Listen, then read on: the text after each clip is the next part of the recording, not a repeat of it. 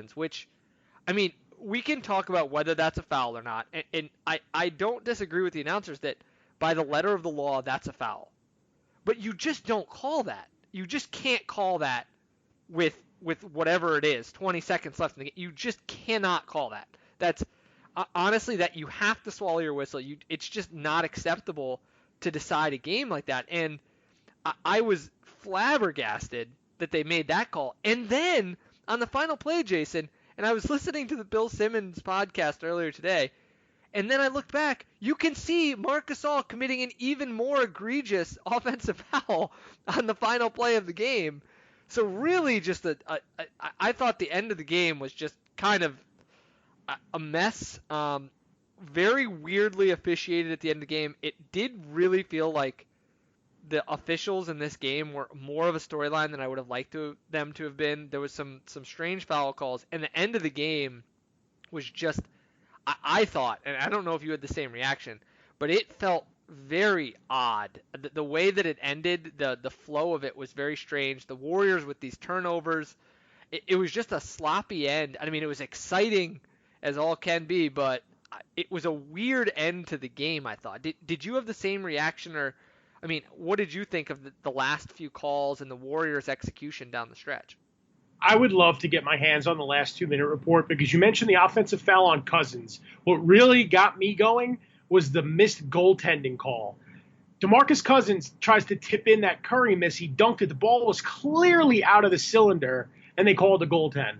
That would have completely changed the last 2 minutes of the game because then Golden State goes up 3, and then the Raptors' play design on the final possession would have been much different because they would have needed a 3 to tie the game. That was clearly an offensive rebound and put back from Cousins.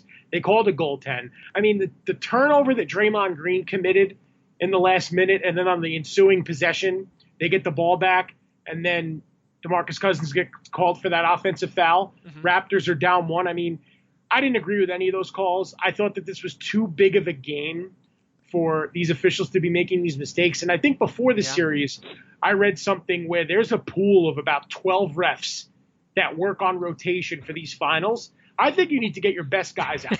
You don't have 22 guys on call for the Super Bowl. This is the damn NBA Finals. You do not need 12 to 14 officials for this. There's 3 a game. Find your best crew and stick to it. Man, woman, child, llama, I don't care. But it's got to be better than this. Whoa, Jason, I'm with you most of the way, but we can't do llamas. No llamas in NBA Finals. But no, seriously, I agree with you, and I think one of the things that was a little disappointing for me was that I hate when the end of the game gets into the refereeing. So I'm not going to focus too much on it just because we have to talk about the last shot. I think that whole possession deserves its own segment here tonight. Yeah. So, okay, let's break it down. So really, ultimately what happens here, I mean, a few things happened on that last possession. I mean, obviously Kawhi gets the ball. As I said, I really felt like one of the problems on this possession was they got moving into the offense too late with Kawhi.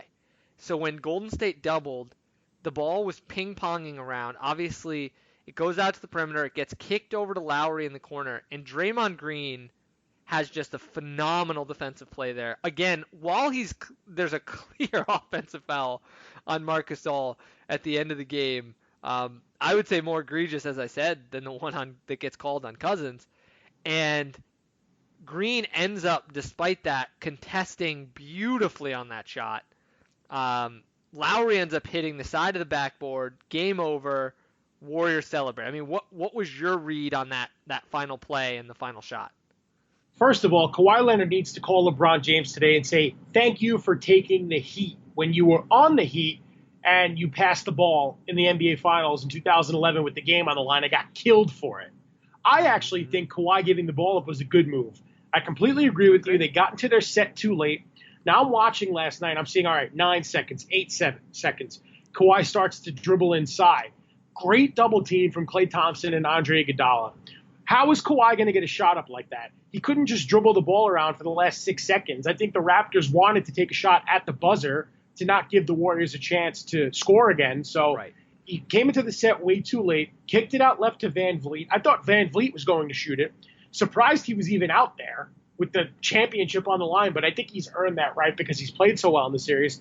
Then he kicked it to Lowry, and I know this was all happening in 10 seconds, but the way my brain was working, I'm like, Kyle Lowry, who's been there through it all, would get a chance to hit a championship-winning three-pointer at the buzzer to win the Raptors their first championship. But once again, Golden State's defensive possession was just otherworldly. Draymond somehow alters that shot. It was nowhere close to going in, and you said it, Ben, game over. I mean, I'm not going to kill Kawhi for giving up the ball because it was the right move. There was too much time on the clock. He surrounded himself with shooters. Van Vliet and Lowry were both flanked out left, and Lowry just missed the shot. So now I have to ask you, are you one of those people killing Kawhi Leonard today for passing up? Okay, good. All right, we're on the same page. I mean, the people who've done this, and they did this with LeBron, that's the correct basketball play.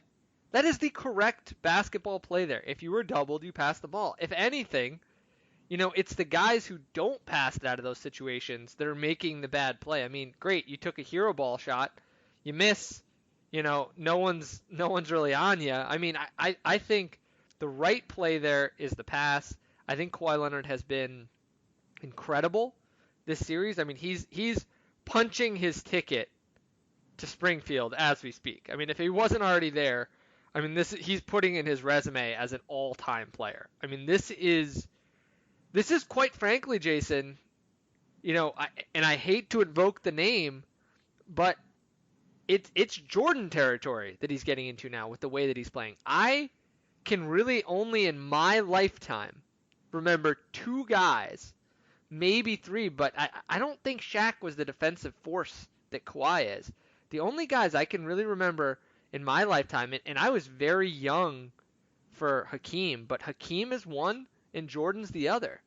And I mean, I've seen the tapes more of Hakeem than I was able to watch. I mean, I don't know a guy who's been able to have this sort of impact on both sides of the floor. And it's not just the finals. I mean, Kawhi Leonard, we can do the whole thing here on Kawhi Leonard about the last shot and all that, but ultimately, he's having one of the best postseasons in history of the NBA. I mean, he's been absolutely dominant. When you take into account that he's very likely the best defensive player in the postseason as a whole, and perhaps its best offensive player, that's unheard of, Jason. I mean, I don't think he's even getting enough credit. Even with all the credit he is getting, it's still probably underrating his contributions. And the rebounds he's pulling down, Jason, I mean, some of the rebounds that he's pulled down in the series, the offensive boards he's gotten, and the way that he's been that just dominant force pretty much in every phase of the game. I mean, he could be a bit of a better playmaker, sure, but that's kind of just picking nits at this point. So I have been absolutely blown away with him. I have no criticism whatsoever on his pass on the last play.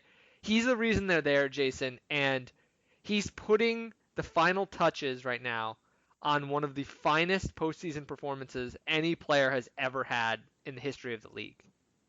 Oh, I think he's the best two-way player in the sport. I mean, he's up there as one of the best in the world. But as far as just pound for pound offense and defense combination, who's better than Kawhi? Sure, Kevin Durant's a better scorer. Sure, Giannis is a more freakish athlete. But when you put it all together, points, rebounds, assists, steals, who's better than Kawhi? Now, I think his one bugaboo throughout the finals has been his turnovers. I think when he turns the ball over and makes careless mistakes, that really allows the Warriors to capitalize and get back into some of these games. So he's not perfect. But on both sides of the floor, you can always count on him. Load management paying off in the NBA Finals, and he's been great. Absolutely great. Yeah, no doubt about it. And I mean, huge kudos to that guy. I really feel like we can't say enough about him. I mean, I've started to feel like I'm almost rooting for the Warriors at this point, weirdly, especially after what happened with Toronto in this last game. But at the same time, I'm a little bit in awe, Jason, of the way that he's playing. It's incredible. I mean, it's really incredible what he's doing. I just can't. It's hard to put into words, honestly, the way that he's been able to just dominate and take over in a way that I just can't say that we've seen many times. I mean, when was the last time you remember a player capable of doing this? I can't because you look at LeBron, always had all-star teammates and help. You look at Kobe, always had a Shaq or a Pau Gasol in their primes, ready to take that second fiddle mantle. You look at Kawhi on those Spurs teams, and it was Tim Duncan, Tony Parker, Manu Ginobili on the back end of their primes. In Toronto, you have Kyle Lowry and Marc Gasol back end of their primes, and you got a guy like Pascal Siakam who could be a Kawhi Leonard light as he gets further into his career, but he's a young guy. You know, he hasn't even been playing basketball that long. So you look at teams Kawhi Leonard has been on and take him away, and they're borderline playoff teams at most. That's how important he is to a franchise. And it's crazy how he had the Raptors on the brink of a championship. I'm going to give you a couple of stats here. Oh, yeah. Just in game 5 alone, the Raptors shot better on 2-point field goals, made 11 more free throws, took 3 more overall shots, and lost because Golden State's 20-8 advantage on made threes. So the Raptors were a point off from winning the NBA championship because they only made 8 3-pointers to Golden State's 20. I mean, it was raining threes when Durant was in the lineup in the first quarter at Scotiabank Arena. Raining threes. Clay was hitting them. Steph was hitting them. KD was hitting them. Iguodala, Draymond, even those guys were getting involved. The threes made by the Warriors, the Splash Brothers as an overall unit, are the reason why we're not sitting here recapping the finals right now. Unbelievable three-point shooting from the Warriors to keep them in the series. And it's going to take another superhuman performance from Kawhi Leonard if they're going to close this thing out in 6. Agreed. I mean, it's been a really interesting series. I'm having trouble, Jason, and maybe you'll be able to help me out here. I'm having trouble evaluating this series. I can't decide how good of an NBA Finals it's been because it hasn't felt like it's had as much drama. There haven't been all these close games and so on that we've seen, and that's been a bit. I've felt it's a bit strange, to be honest. The way that It it's is. played out, and then obviously one of the most just I think with everything that happened, the game 3 that we had where no Thompson, no Durant was a very disappointing one. I mean, how is this stacked up relative to your expectations of what the series would be? Well, it's different. I mean, we've been saying all year how the NBA is in such a healthy place and there's so many good Yeah. superstars and we're entering a summer where it's going to be full of player movement and all these teams with cap space. But this is an odd NBA Finals. Why? No LeBron. That's the most obvious thing that stands out. 2, the road team has won 4 out of the 5 games so far. The Raptors held serve 1 game 1 at home, and the road team has won every other game since. Imagine the fans paying thousands of dollars only to watch their team lose. And you had another guy who goes to the bar, spends $50 on food and beverages, and gets to watch the team win on the road.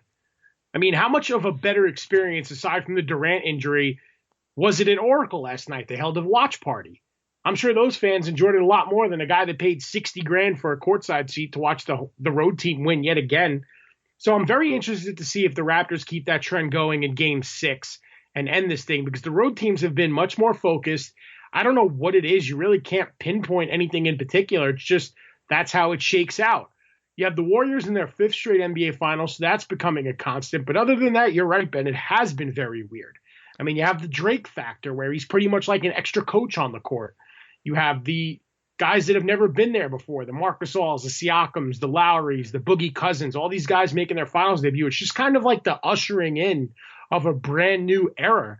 And that's become more and more known with this Kevin Durant injury. If he does, in fact, miss all of next season, that's going to give another guy a chance to step on the stage, whether it's James Harden again, Chris Paul, Giannis. So the door is open in the NBA. But luckily, we still have a couple games left to break down, so I'm excited about that. But these finals, you're right, have not been the norm to what we're used to. Yeah, and I think the other thing is just the injuries for the Warriors have been just so significant. And we talked about, the amazing ability.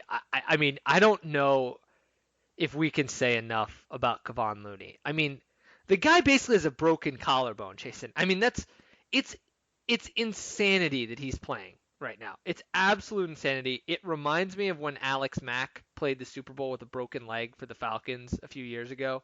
It's just it defies what your ability to comprehend. It defies all sense of comprehension